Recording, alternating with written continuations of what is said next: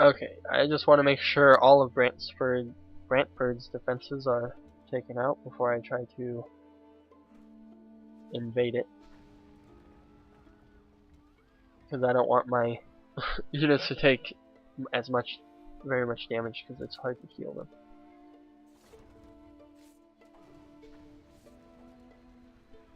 Okay, there we go. So, once you take over an enemy city, you get some options on what you want to do with that. Now you can annex the city, create a puppet, raise the city, or, well, those are your three options. I mean, you can view the city before you do anything, before you decide what you want to do. Now, when you annex the city, it becomes part of your civilization. They have a little bit of a resistance revolt that they set up, but it is pretty paltry, and you'll be able to take it over fairly easily. You could create a puppet, and what that does is it produces, if you read it, it will generate gold, science, and culture for you, but you may not choose what it produces. So basically it means you're putting in a puppet government, which does everything for you, and all that stuff. But it will contribute, let's see, it will contribute less unhappiness than an annexed city, but will not increase the cost of your social policies and great people. If you choose this, you may later annex the city at any point. Or you can just raise the city, which will burn down one population each turn until it reaches 0, and after that it will be removed from the game.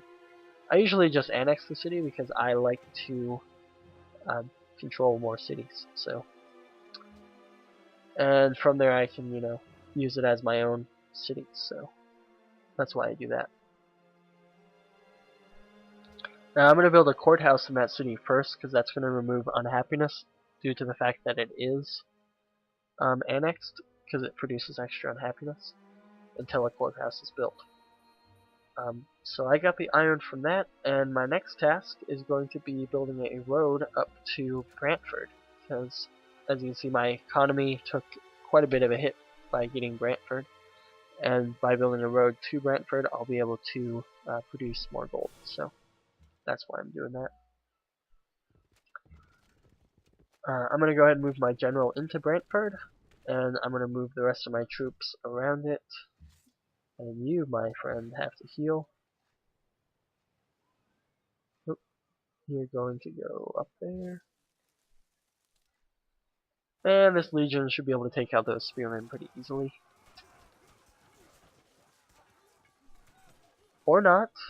Okay, a decisive victory also is a synonym for devastating defeat, apparently. Okay, so I guess the little calculator that it does isn't completely accurate sometimes. And I just lost a legion because of that. But, on the other hand, I do get my iron back, so it's not too bad. Now I wonder if Budapest will make peace with me. So I made peace with Budapest, and hopefully they will slowly get less mad at me. I don't know why they even went to war with me in the first place, but hey, whatever. But I really don't want to be fighting two people at once if I can avoid it. And even though the city-states are a lot weaker as far as their armies go, even if you're fighting 1.5 people, you don't want to mess with that too much. So the Iroquois are sending more units after me. There goes another Mohawk warrior. I almost forgot what they were called again. And I lost my worker again. Man, these barbarians are so annoying.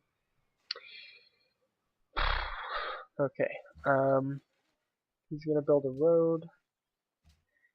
I think that's all I can do for now.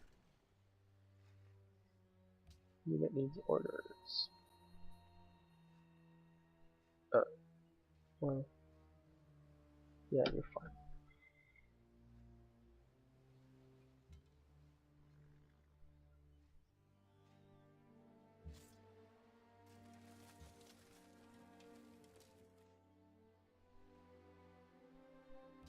Okay, so I guess I'm gonna go after Awesome next, but I have to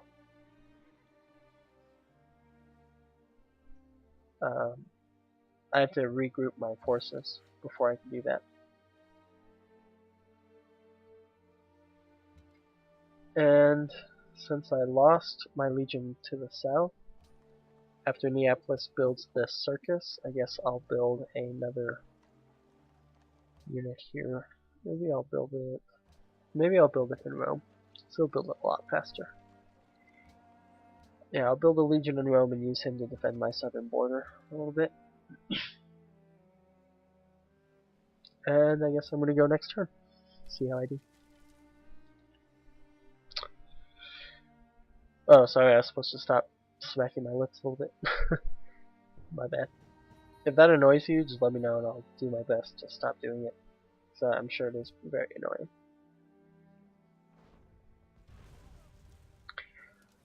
So my first step is going to be to wipe out this archer. It's too far away right now for that archer to hit it.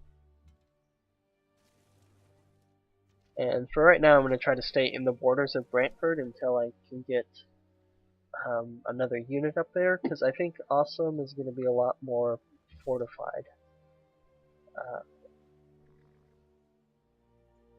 Is it Aquasasme? I don't know. I don't even want to bother trying to pronounce that. I'm just going to keep saying awesome because it's awesome. And okay, those archers are down.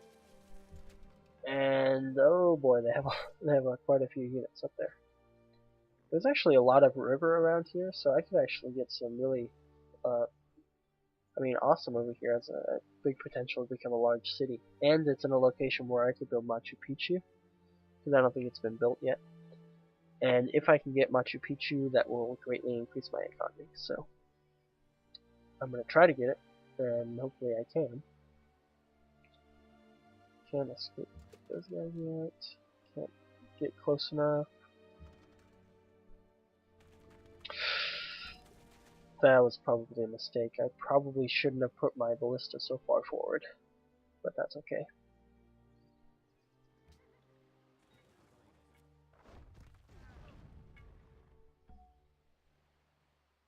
So I was able to defeat that spearman, but I wasn't able to get the worker back yet. In order to get the worker, I have to put a unit on it, so yeah. You're building the road. Oh, the great person has a name, Eugene of Savoy. I have no idea who Eugene of Savoy is, but I'm sure he was a great general at some point.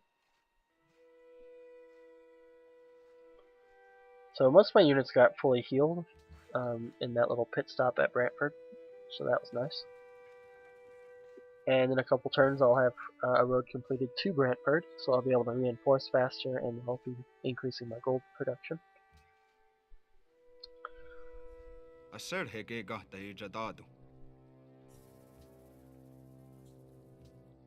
I'm gonna demand some gold from these guys, and they can give me 20 gold per turn.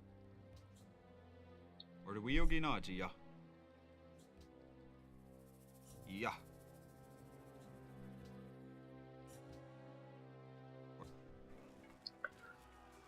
If he's going to offer me peace, then he needs to offer me something more than peace, because I think I'm in a position to wait for a bargain.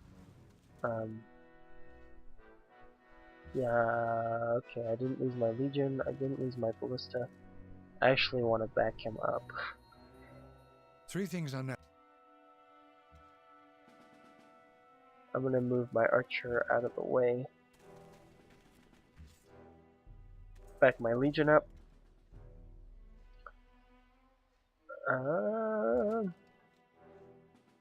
See, these rivers are causing me a problem because the rivers take one turn to get past. Actually, I'm going to heal my legion instantly. I wish I could use it for something else, but he's in big trouble, so I'm going to have to do that. But rivers cost one entire movement to get past. When I say one, it's actually two. It costs 2 movement to get it across. So that's why I'm not able to move and attack these spearmen at the same time. But I don't want to necessarily attack spearmen with my knight anyway, but that's something to keep in mind in the future. Moving units across river expends 2 movement points instead of 1. Unless you can build a bridge. A bridge will reduce that. So. Why is that thing still open? That's been open for like a year. Let me grab my horseman and I'll get my worker back. That's nice. I'll use him later on. You're gonna build a road, and you're going to chill out, Eugene. And my archers are just gonna have to hold out for now. Luckily, they have to cross rivers to get to me as well, so Brantford is actually a very nice spot to try to defend with. Am I still at war with Budapest?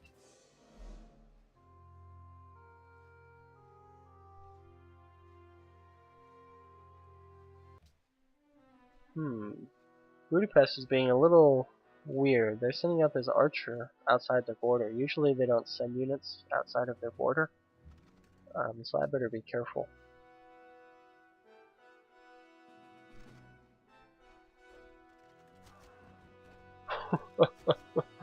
Wow, that ballista just took out that spearman single-handedly, so that was amazing. Okay, Colosseum's finished, so that's going to increase my happiness, but it is going to decrease my gold production a little bit. So maybe I'll switch this to health. Well, I mean, no, I don't think that'll be a good idea. Ooh, culture cost of acquiring new tiles reduced by 75%. I like that. I like to have big borders for some reason. Ever since they introduced that in Civ 3, I think, I want to say. It just kind of attracted me to it, so.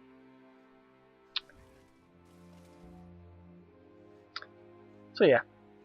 Oh, smacking lips again. My bad.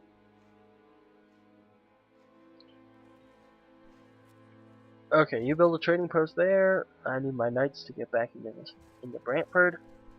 I'm going to move my archers a little bit closer so they can start bombarding some more enemy units. And okay, the Legion should be able to defend. I'm not sure how strong of a terrain modifier they